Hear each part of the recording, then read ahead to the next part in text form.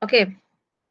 Untuk hari ini saya akan sentuh berkenaan dengan topik yang kedua. Okey, seperti mana yang saya dah janjilah. Okey, minggu lepas saya dah sentuh berkenaan dengan topik yang pertama, kan? Okey, etika dan juga peradaban. Okey, kali ni kita nak masuk lagi dalam berkenaan dengan konsep etika dan juga peradaban. Okey. Saya dah dapat buku yang baru ni. Nampak tak? Buku yang baru ni saya dah dapat dah. Siapa yang beli? Ada yang beli tak?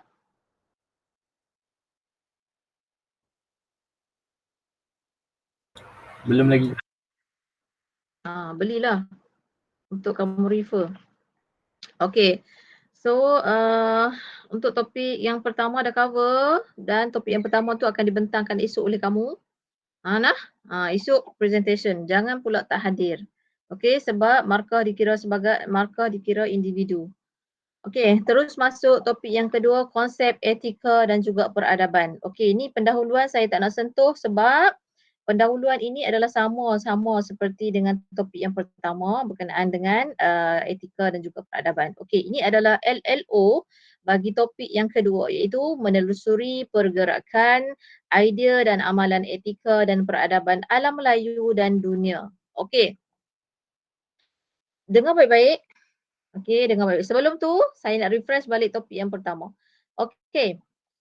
Apakah, sebutkan kat saya, 3 zaman etika dan juga peradaban. Yang ni disentuh masa topik yang pertama. 3 zaman etika dan juga peradaban. Prakolonial. Okey, good Edward. Pra-kolonial. Kolonial, bagus adik. Pasca Dan satu lagi, yes, bagus. Nazrul Fahmi dan Suhasan. Okey, pasca kolonial. Okey, ketiga-tiga zaman ini sebenarnya mempengaruhi bukan mempengaruhi. Ketiga-tiga zaman ini membuktikan bahawasanya etika ni telah lama muncul. Okey, telah lama muncul. Okey, zaman pra-kolonial adalah zaman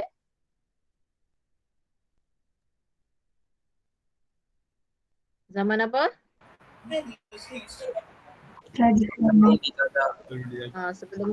Sebelum dijajah ataupun disebut sebagai zaman tradisional, betul? Betul.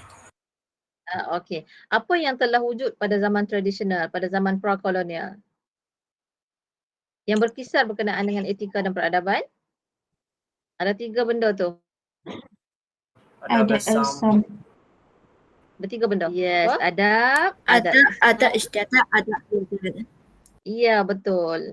Betul. Adab, adat istiadat dan juga adat resam. Okey, untuk untuk kolonial adalah zaman moden. Betul? Apakah yang wujud ketika zaman moden ni? Etiket.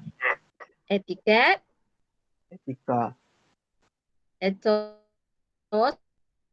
dan juga etika lah. Etika, etos dan juga, ya betul 3. Dan zaman pasca kolonial, zaman kita sekarang, zaman yang gabungan ini, okey, dia menggabungkan ke-6 elemen pada zaman tradisional dan juga pada zaman moden. Okey, itu pada topik yang pertama nak menunjukkan bahawasanya Lim baru masuk ya Lim. Lim? Saya dah ambil attendance dah. Mana Lim? Lim ada Lim?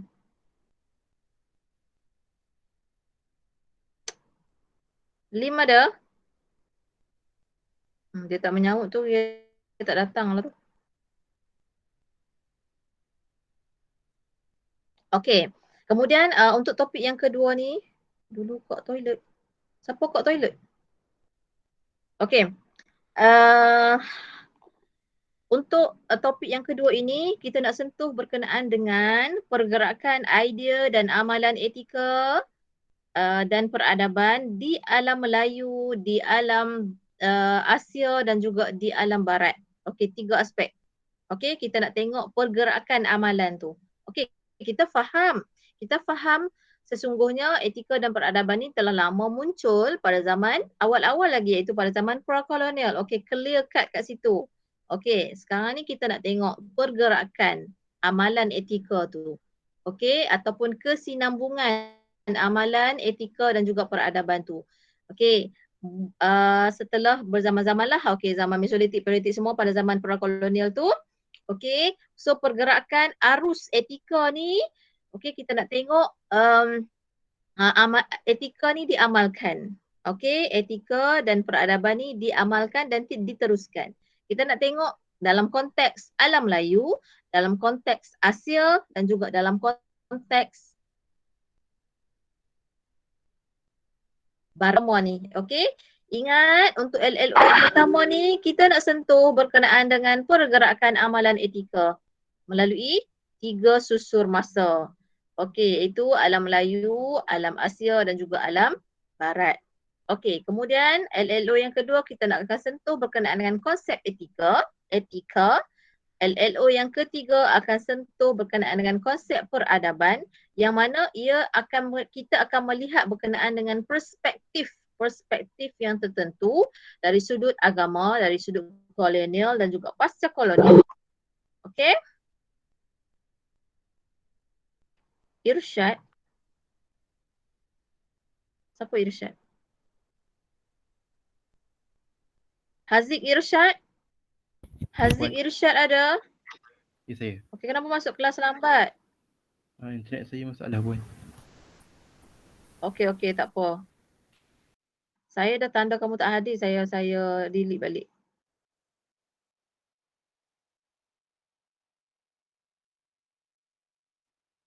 Lim ada Lim? Ada. Kenapa masuk lambat Lim?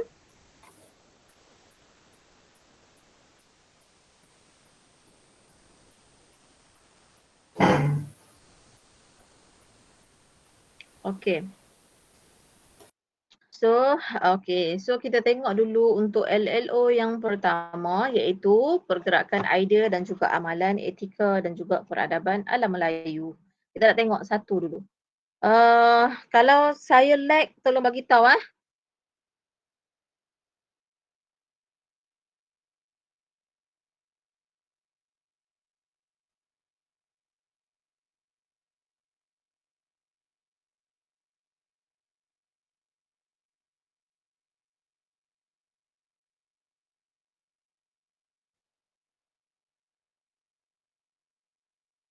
Adik, kalau saya lag, tolong inform sebab saya work from home hari ni.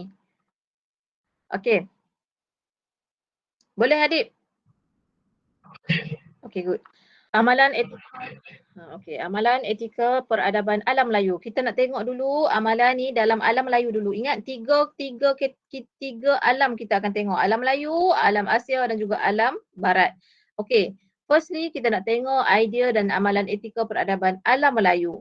Okey, dalam memahami pergerakan idea dan amalan etika dan peradaban di Malaysia pada hari ini, kita perlu memahami peradaban, pengaruh dan perubahan yang berlaku dalam persekitaran alam Melayu dan Nusantara, khususnya di Tanah Melayu, Sarawak dan juga Sabah. Okey, ini adalah perkembangan sejarah alam Melayu. Okey, perkembangan sejarah alam Melayu. Kita memang dah faham. Okey, kita dah faham kerajaan awal, okey, kerajaan purba bersilih ganti, okey, pada zaman alam Melayu tu. Okey, kemudian barulah munculnya kerajaan yang dipimpin oleh Parameswara tu. Sebelum Parameswara tu pun sebenarnya dah ada kerajaan-kerajaan purba ni, kerajaan-kerajaan awal. Okey, kita tengok dulu sejarah alam Melayu bermula dengan zaman prasejarah dan diikuti oleh zaman proto-sejarah, kemudian zaman pensejarahan dan juga zaman sejarah moden. Kita lah, okey, zaman sejarah moden kita sekarang. Okey, zaman pasca kolonial ni. Okey, kita tengok dulu zaman prasejarah ni. Okey, apakah etika, aliran-aliran etika yang kita bawa, okey, yang kita ambil daripada zaman prasejarah. Okey, zaman prasejarah ialah zaman manusia belum mengenal tulisan dan tinggal masyarakat zaman dan tinggalan masyarakat zaman prasejarah ini hanya boleh dibuktikan secara penyelidikan arkeologi sahaja. Sebab dah beribu-ribu tahun yang lalu kan. Okey, jadi ahli-ahli ataupun pakar-pakar sejarah hanya boleh membuat kajian dan juga penyelidikan. Kan ahli-ahli sejarah ni dia cari monumen, dia gali-gali tempat-tempat ataupun kawasan-kawasan peninggalan sejarah. Okey, so dapatlah monumen ke, dapat artifak apa-apa semua tu lah. Okey, itu yang dikatakan boleh dibuktikan secara penyelidikan arkeologi sahaja. Okey, zaman prasejarah dikelaskan kepada 4 prinsip ataupun 4 tahap, iaitu yang ni disentuh dah. Kamu dah belajar dah ni masa saya tak pasti kamu tingkatan berapa. Masa zaman saya dulu tingkatan 3 baru belajar. Kamu ni dah advance dah sebenarnya. Mungkin daripada awal-awal lagi dah belajar. Okey, tingkatan 1 dah belajar dah kan. Okey, zaman Paleolitik, zaman Mesolitik, zaman Neolitik dan juga zaman logam ataupun zaman gangsa ni. Okey, siapa boleh explain dekat saya apa yang wujud pada zaman Paleolitik ni? Macam mana masyarakat dia hidup dalam keadaan apa? Apa aktiviti-aktiviti yang dilakukan? Siapa boleh explain? Duduk kat mana ni zaman Paleolitik ni? Hidup berpindah randah. Ya, betul Firial. Okey, hidup berpindah randah. Lagi selain daripada tu, aktiviti yang masyarakat Paleolitik buat apa dia? Ha. Memburu binatang. Ha? Ya, siapa jawab tu? Amanina. Amanina bagus. Okey, memburu binatang, menangkap ikan kan? Okey, memungut hasil hutan. Betul tak? Lepas tu guna peralatan batu lah. Menggunakan peralatan batu pada zaman ni lah. Yang ni duduk di mana? Dalam gua, okey? Di pesisir sungai, betul tak? Okey. Ni adalah zaman Paleolitik. Pada zaman Mesolitik pula, okey, Mesolitik pula apa? Dia lebih kurang sama dengan Paleolitik ni. Kalau macam zaman Paleolitik ni dia memburu hasil hutan, zaman Mesolitik ni dah pandai tangkap ikan untuk dijadikan sebagai makanan utama, makanan asasi depa. Okey. Zaman Paleolitik dan Mesolitik ni lebih kurang sama, lebih kurang lah. Kemudian zaman Neolitik pula apa yang berlaku? Apa aktiviti zaman Neolitik ni? Menternak binatang.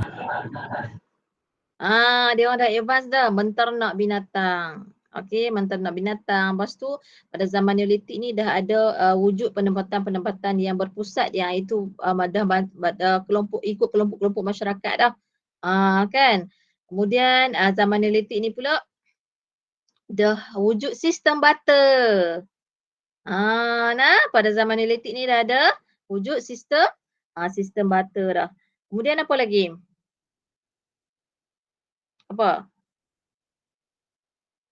Selain daripada ternak binatang, bercucuk tanam lah. Okey, pada zaman Neolitik. Okey, kemudian pada zaman logam dan juga zaman gangsa. Okey, zaman ni dah makin advance yang mana penduduk ni dah duduk secara tetap. Okey, dah ada lokasi sama macam Neolitik juga, dah duduk secara ada penempatan tetap dah lah. Okey. Kemudian ada teknologi-teknologi juga. Maksud kata dia orang dah ada ilmu berkenaan dengan pelayaran kan. Kemudian apa lagi menggunakan peralatan menggunakan logam dan juga besi. Okey, so zaman logam ni dah makin advance lah berbanding zaman Paleolitik. Apa sebenarnya fungsi diceritakan semula berkenaan dengan zaman Paleolitik, Mesolitik, Neolitik dan zaman logam ni? Okey, nak cerita berkenaan dengan peradaban.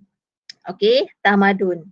Start daripada zaman Paleolitik ni sebenarnya dah ada tamadun. Okey, dah ada hubungan sosial. Bila ada masyarakat, bila ada orang yang duduk satu kelompok, So maka ada sosiologi. Bila sebut ada sosiologi, ada tahap sosial, mesti ada etika.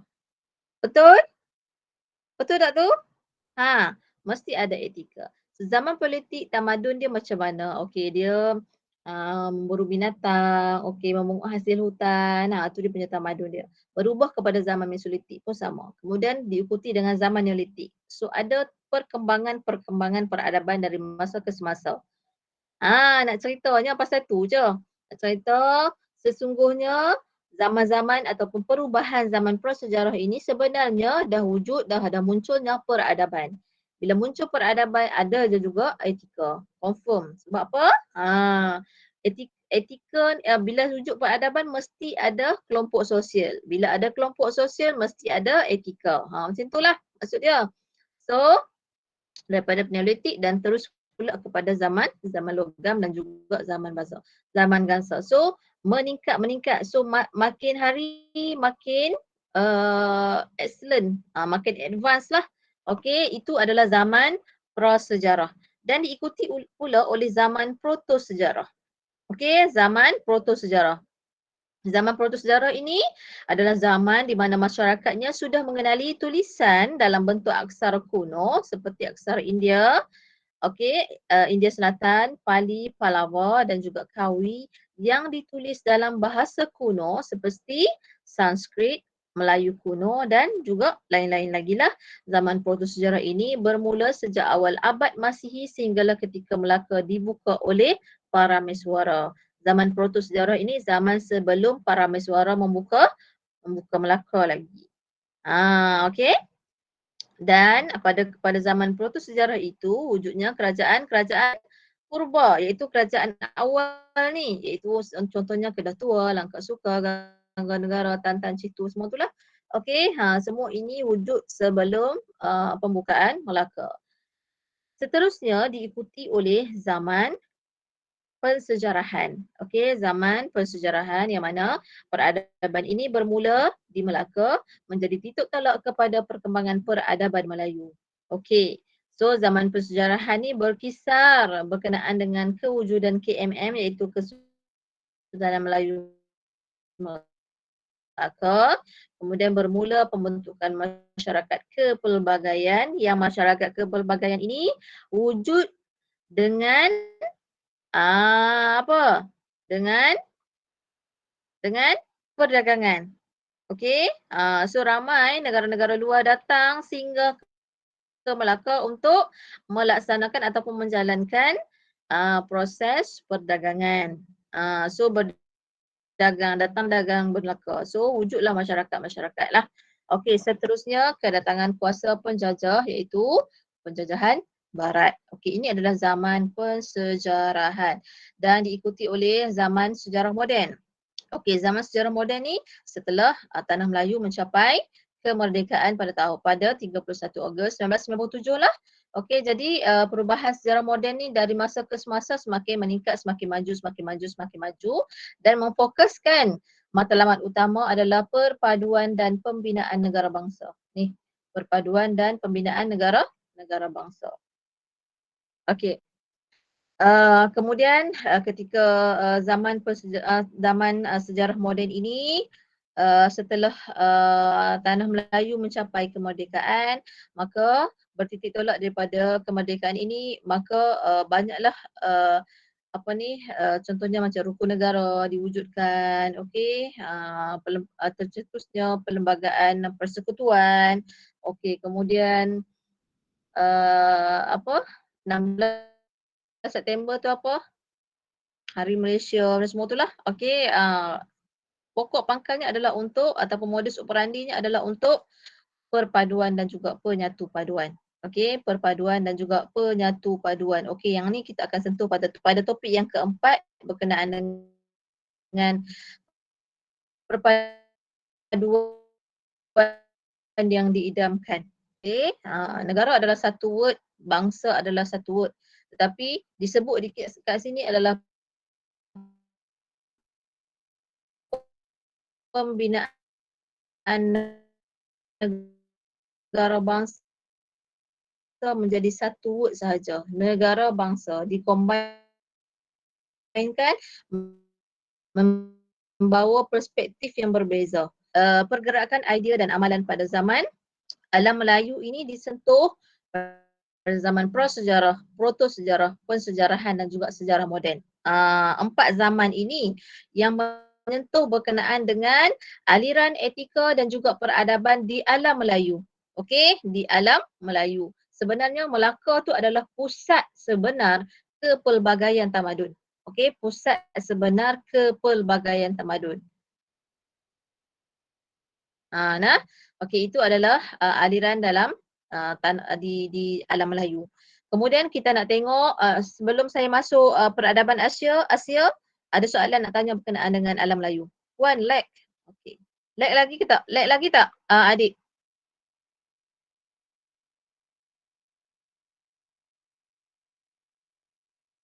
Adik? Lag lagi ke? Okey ke? Oh ya ke? Saya tak tahu lah. Saya kat rumah ni pakai Unify tapi kenapa jadi macam ni ya? Sebelum ni tak ada masalah. Sebab hujan, tempat saya hujan. Tempat kamu hujan tak?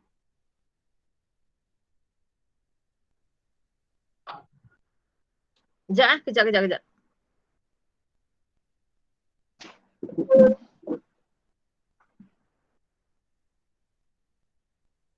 Abang, kenapa ni lag lah bang? Kelas. Ni student ni apa dia cakap ayang ni? Lag. Tengok Ustaz. Tengok Ustaz.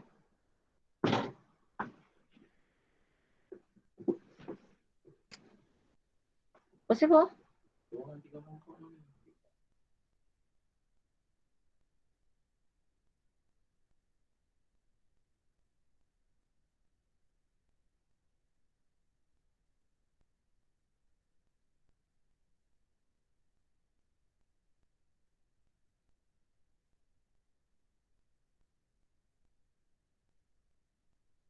Kejap saya punya tengah tengok Ustaz saya punya ni internet jap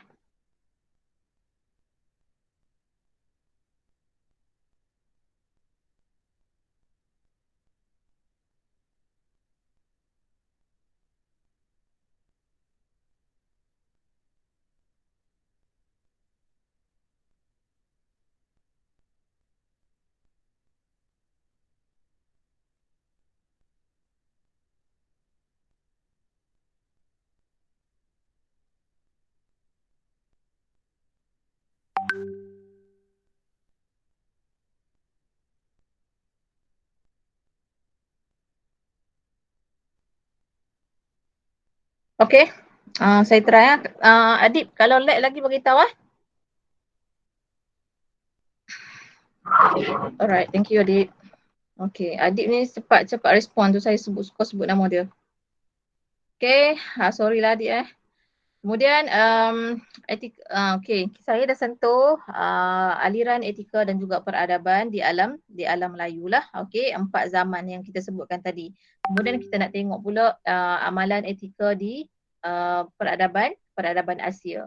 Okey, peradaban Asia. Apa yang ada dalam peradaban Asia ni? Ingat? Okey, sumbangan tamadun India, sumbangan tamadun Cina dan juga sumbangan tamadun Arab ataupun Timur Tengah. Okey, 3 tamadun ini.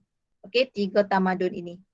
Bila sebut etika dan peradaban Asia, kita hanya sentuh, okey, untuk subjek etika ni kita hanya sentuh berkenaan dengan tamadun India, tamadun Cina dan juga tamadun Timur Tengah ataupun Arab. 3 tamadun ini saja. Okey, nanti kamu masuk universiti nanti kamu akan sentuh lagi dalam berkenaan dengan tamadun Asia Tenggara ni. Akan sentuh berkenaan dengan tamadun Mesopotamia, tamadun Yunani, tamadun macam-macam tamadun lagi lah. Okey, untuk siri politeknik ni etika hanya disentuh berkenaan dengan 3 tamadun ini sahaja. Okey.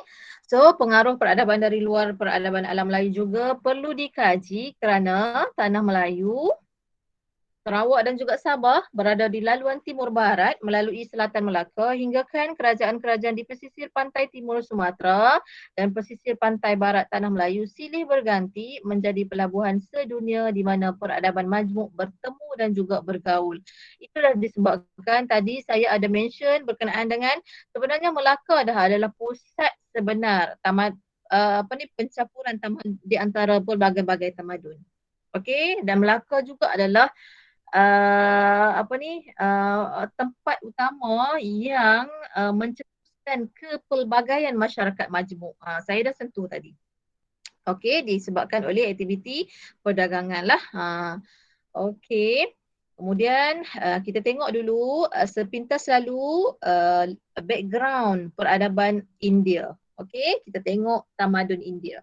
Hubungan India dengan rantau Asia Tenggara telah bermula sejak kurun kedua Masihi. Negara terawal yang mendapat pengaruh India ialah Funan yang bertapak di lembah sungai Mekong.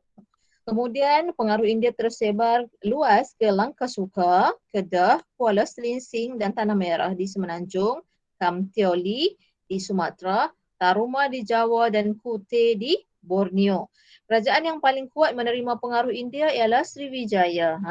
Okey, kan Sriwijaya ni kan ada peristiwa yang mana Parameswara ni bergerak, kan? So Sriwijaya ni pengaruh India ialah kerajaan yang paling kuat menerima pengaruh India adalah Sriwijaya lah.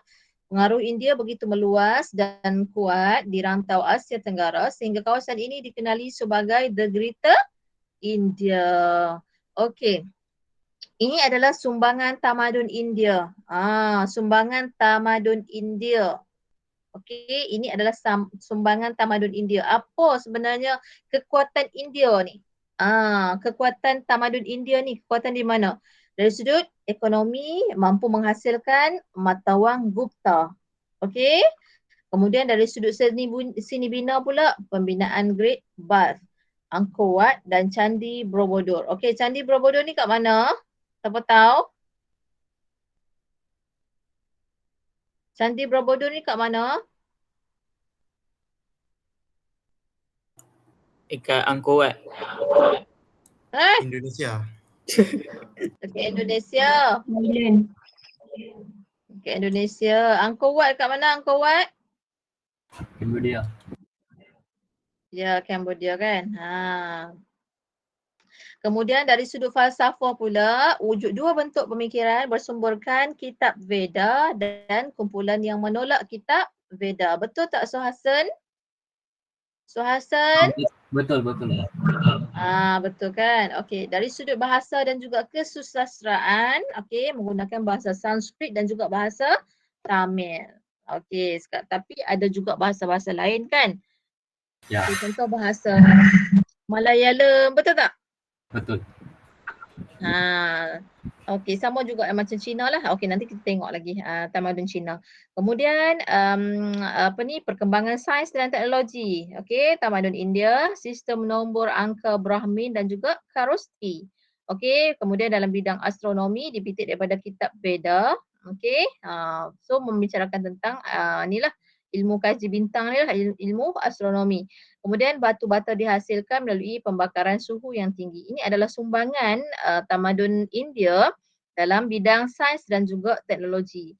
Okey, dari sudut agama, tempat asal agama Hindu dan Buddha adalah di India lah.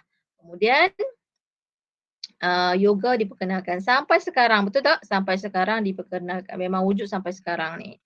Okey, ini adalah sumbangan tamadun India yang mana kalau kita sentuh apakah kita tanya, ada yang tanya soalan kita, apakah sumbangan tamadun India, apakah trademark tamadun India, apakah trademark peradaban India? Inilah yang kita nak sebut.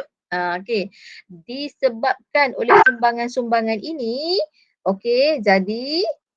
jadi sumbangan-sumbangan India tadi telah mempengaruhi kebudayaan Melayu. Faham tak tu? Faham tak slide saya? Okey, disebabkan oleh sumbangan tamadun India ini, tamadun India ini telah mempengaruhi peradaban Melayu, masyarakat Melayu di Melaka lah. Okey. So apa yang mempengaruhinya? Dari sudut institusi pemerintahan, okey, dari sudut bahasa, bahasa digunakan. Bahasa digunakanlah, masuk kata Tamil turut digunakan sampai sampai ke sekarang ni lah. Kemudian dari sudut kepercayaan, okey, agama Hindu kan. Okey, diperkenalkan juga, bukan diperkenalkan, maksud kata diteruskan. So ada kesinambungan dia. Ada kesinambungan, masih lagi diteruskan. Kemudian dari aspek kesenian, okey, kesenian pun sama. Nanti saya tak pastilah untuk yang akan datang, cumanya saya nak maklumkan kamu, kalau kamu datang ke politeknik, sebenarnya politeknik ni unit sukan setiap tahun akan laksanakan satu malam kebudayaan dan juga kesenian. Okey, dia nak mencukil bakat-bakat pelajar-pelajar PBU ni lah. Okey, dan saya attend lah juga kan malam kesenian ni. Selalunya student India akan menari. Akan menari. So menari tu ada tarian dia. Saya tak ingatlah tarian apa. Tarian apa Hasan? Hasan? Tarian Bharatanatyam. Saya nak sebut tak pandai, tapi itulah. Itulah tu. Yang Hasan sebut tu lah, banyaklah. So pandai. Student PBU ni sangat pandai menari. Sangat berbakat lah. Dia akan menari. So sebenarnya bila sebut kesenian ni sebenarnya benda tu daripada tamadun India tu sebenarnya membawa dan juga mempengaruhi zaman sehingga zaman sekarang ni. Okey. Kemudian adat istiadat juga diteruskan sehingga kini. Kemudian undang-undang dan juga kesusasteraan.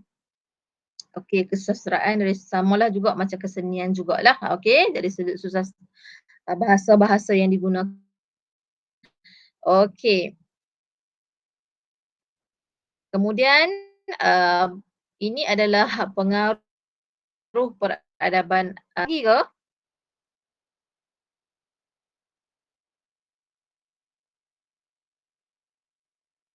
Lag lagi ke? Sebab saya tak nampak muka Adib. Saya benchmark muka Adib je sekarang ni. Kalau muka Adib tak nampak, masuk kat saya lag. Okey Adib. Ya, macam mana ni? Minta maaf lah ya. Tapi boleh kan? Tapi boleh ikut tak?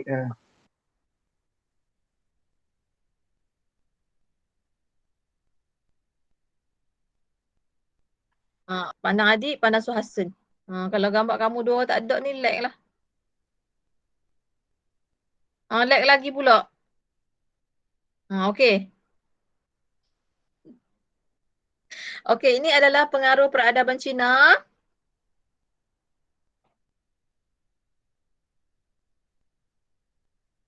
Okey, sedikit background peradaban Cina telah wujud sebelum permulaan tahun Masihi sejak zaman dinasti Han lagi. Okey, kemunculan Melaka telah meneruskan tradisi hubungan baik dengan kerajaan Cina yang membuka jaringan yang lebih luas dalam penyerapan peradaban khususnya pada zaman dinasti Ming pada abad ke-15. Ini adalah background peradaban Cina. So Hasan, dengar suara saya? Dengar Puan. Okey. Seterusnya adalah sumbangan tamadun Cina. Okey, sumbangan tamadun Cina tidak kurang hebatnya juga. Okey, yang mana tamadun Cina ni hebat dari sudut pentadbiran. Okey, tak ada siapa nafikan lah. Sumbangan tamadun Cina ni sekarang ni Cina pun dah makin maju, dah nak lawan US dah sebenarnya. Tu kadang-kadang US ni dia cemburu dengan Cina.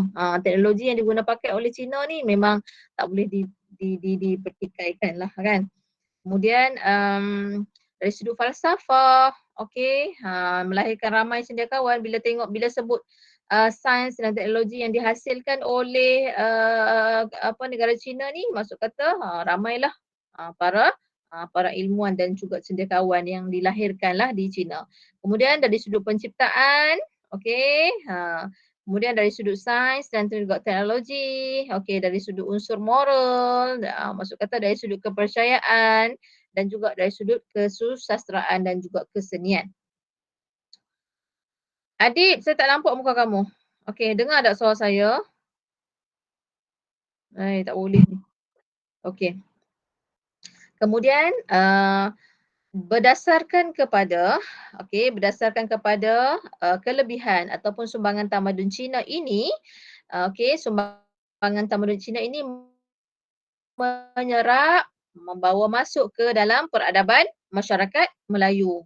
Okey, menyerap masuk ke dalam kebudayaan masyarakat Melayu dari sudut apa? Serapan perkataan Cina ke dalam bahasa Melayu, komuniti baba dan nyonya sampai sekarang. Okey, kemudian wujud Cina peranakan, ya. Adat istiadat diteruskan sehingga kini. Okey, dalam konteks kekeluargaan juga dan juga makanan dan juga pakaian. Okey, sama macam India lah. Okey, terkenal juga dengan makanan dan juga pakaian tradisi masing-masing. Okey. Komuniti baba dan nyonya ni komuniti campuran kan? Yang wujud di Melaka. Okey, yang ada dekat Melaka. Kemudian berbahasa Cina tapi berpakaian Melayu. Kan? Ada lagi tak komuniti baba nyonya?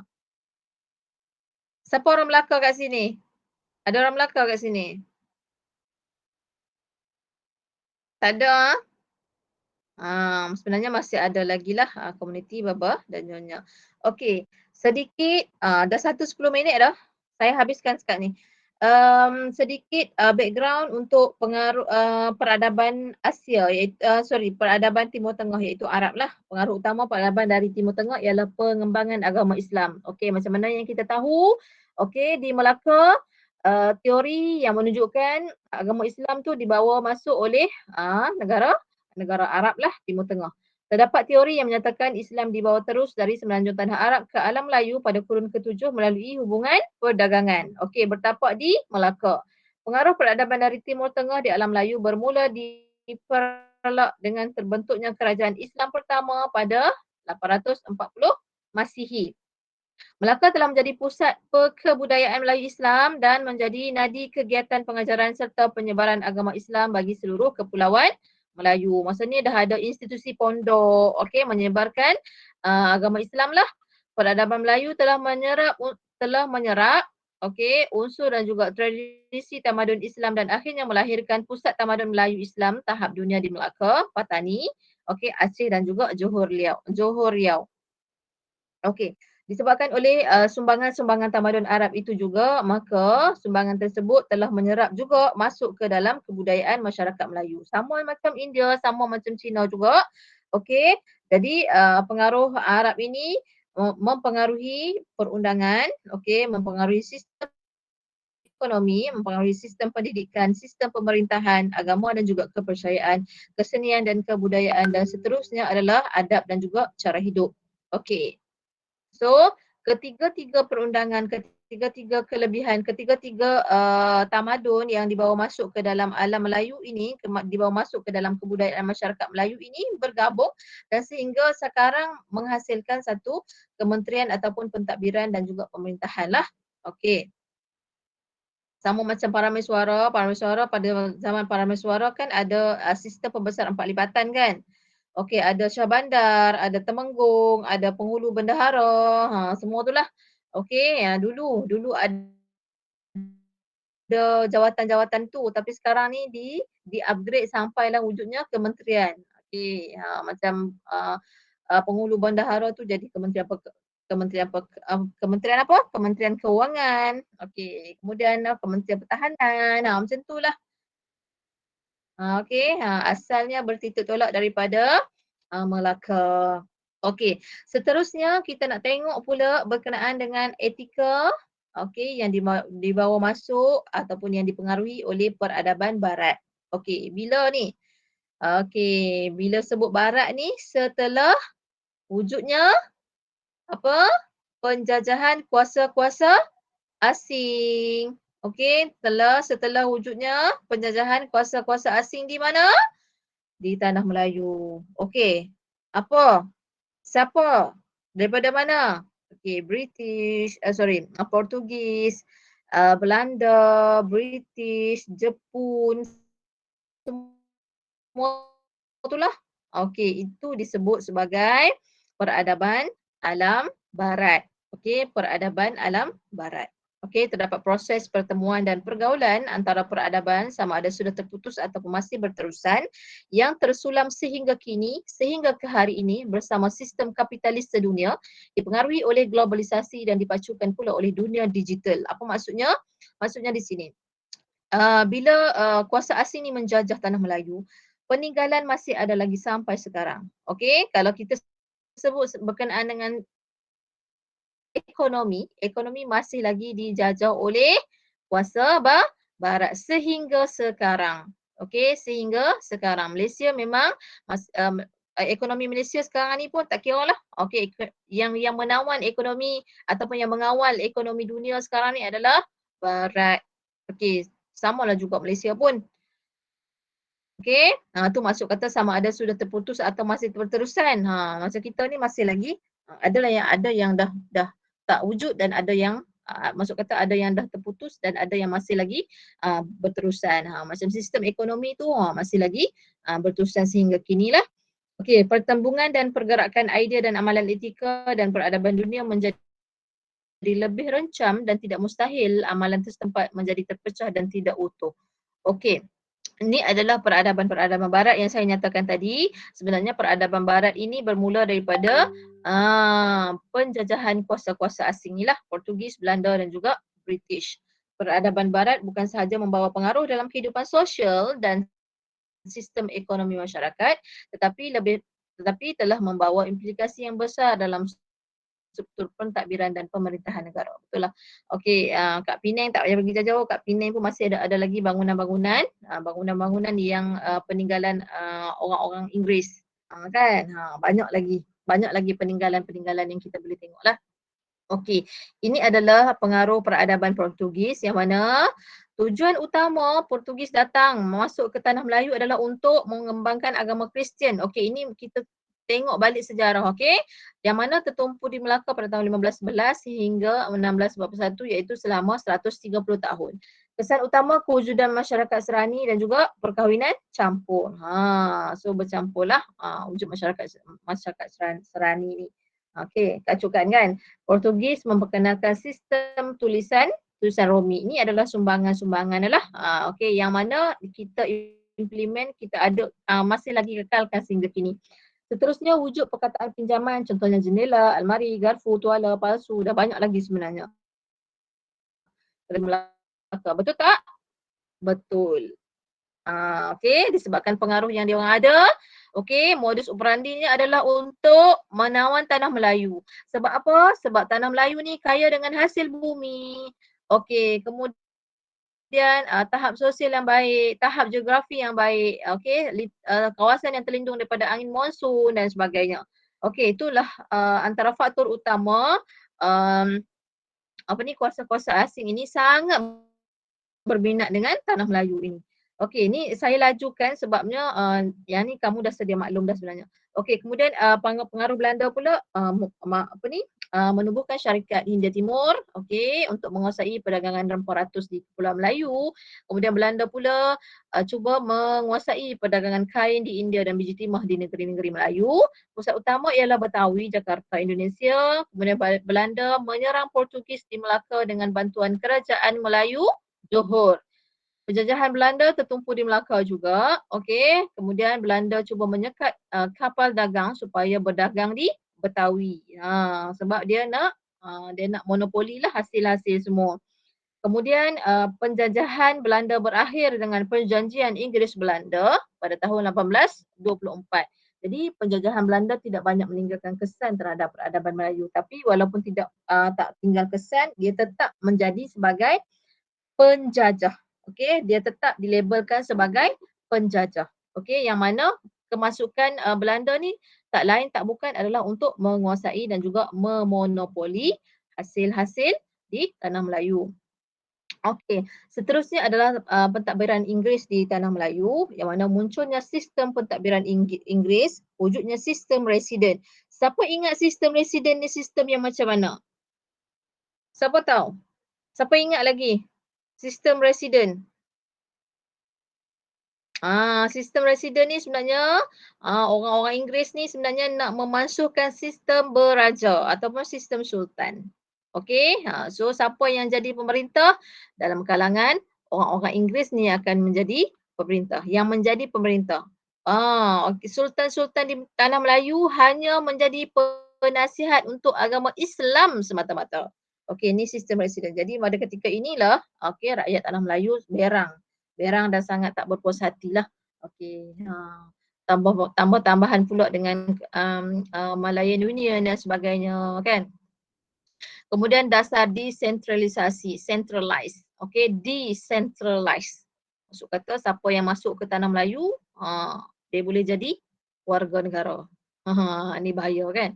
Kemudian negeri-negeri wujudnya negeri-negeri selat, okey, negeri-negeri Melayu bersekutu dan juga negeri-negeri Melayu tidak bersekutu. Okey, ini adalah pentadbiran Inggeris di tanah Melayu yang mana inilah sebenarnya kesan peninggalan ataupun hasil-hasil ataupun sumbangan ataupun gerak kerja yang dilaksanakan oleh penjajahan Inggeris di tanah Melayu. Okey adik, untuk minggu depan saya akan sentuh berkenaan dengan peranan globalisasi pada slide yang ke-27. Ni. Okey, peranan globalisasi pada slide yang ke-27. So, minggu depan hari Khamis tolong ingatkan saya, Puan. Okey, Puan, hari ni kita akan continue untuk topik peradaban globalisasi pada slide yang ke-27. Adik? Dengar tu saya cakap tu. Ingatkan saya. Kenapa tak ingatkan saya untuk rekod?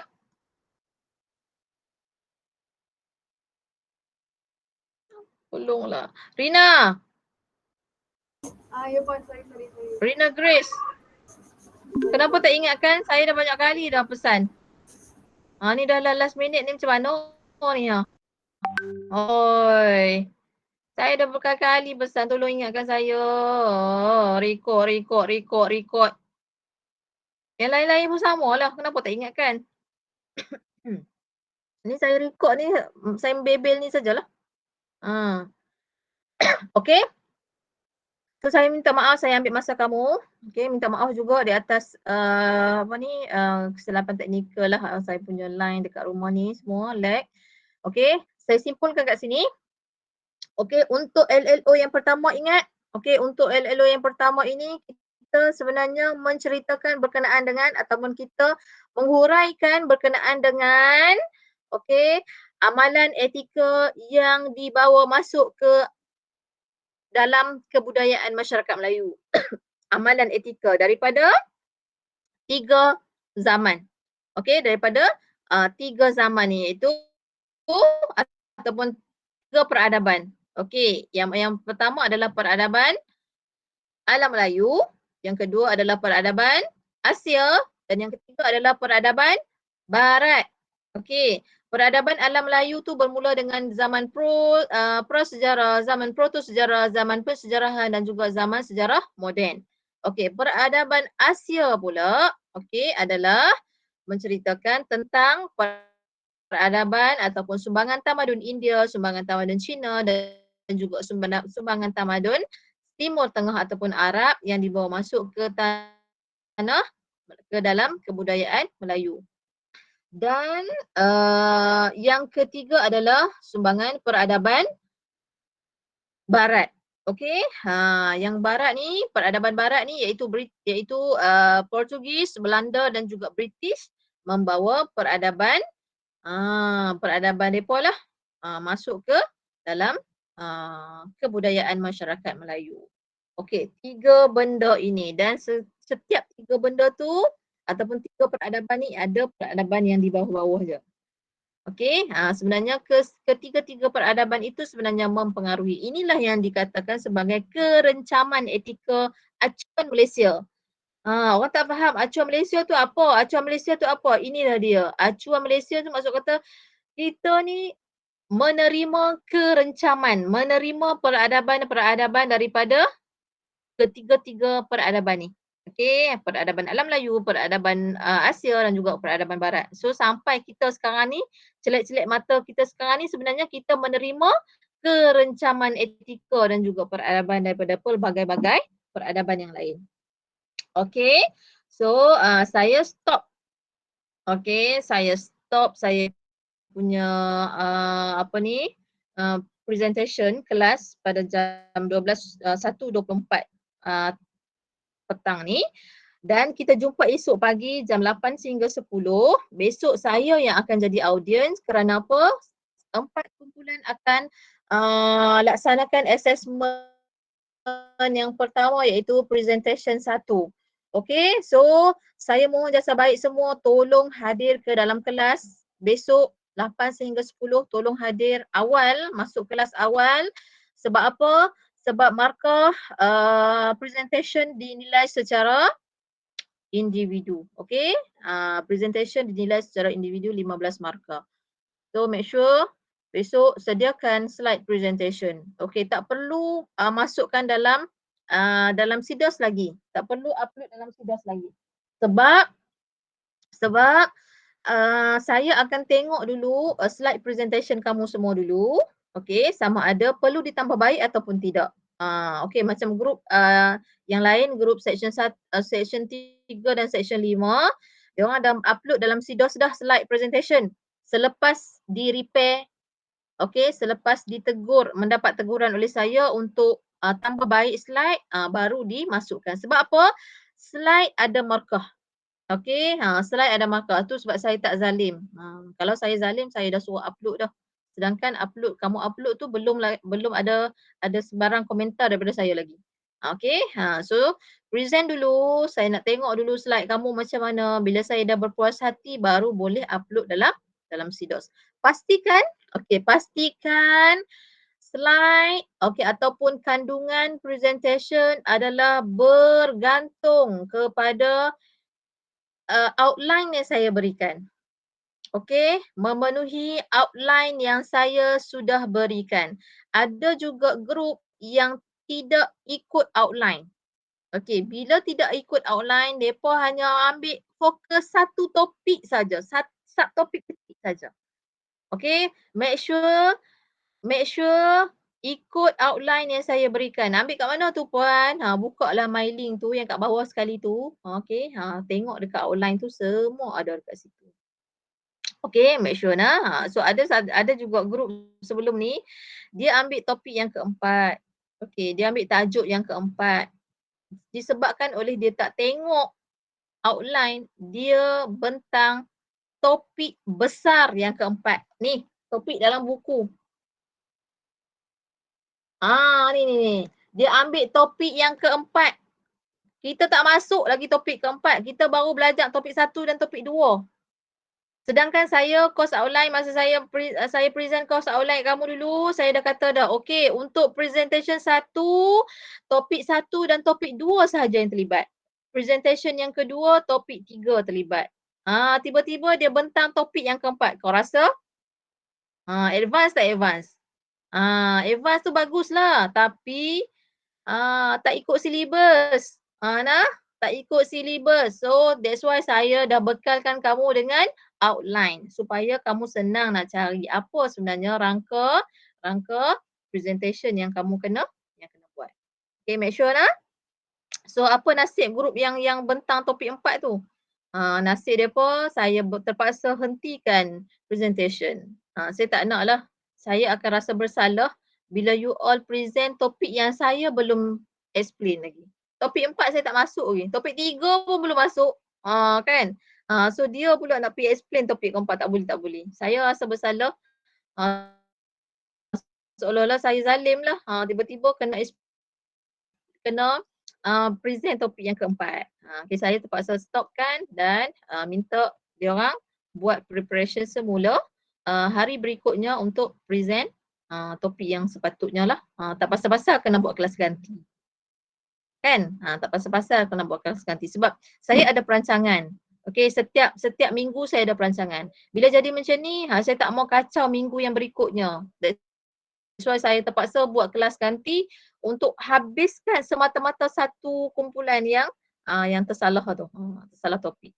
Okay, so sekali lagi saya pesan, make sure slide presentation ataupun kandungan presentation kamu esok adalah berdasarkan kepada outline yang telah saya berikan. Okay, cukup setakat itu dan Tolong masuk CDOS.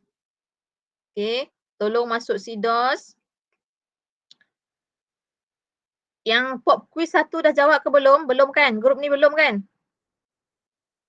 Okay, masuk CDOS dan tolong join pop quiz 1 ni. Okay, tolong join pop quiz topik 1. Pop quiz topik 1, S1.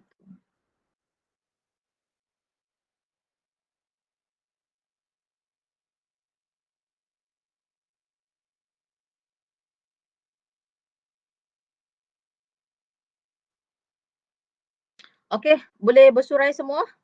Kita jumpa besok. Bye-bye. Thank you, Wan. Okay, Terima kasih, masih Puan. Puan.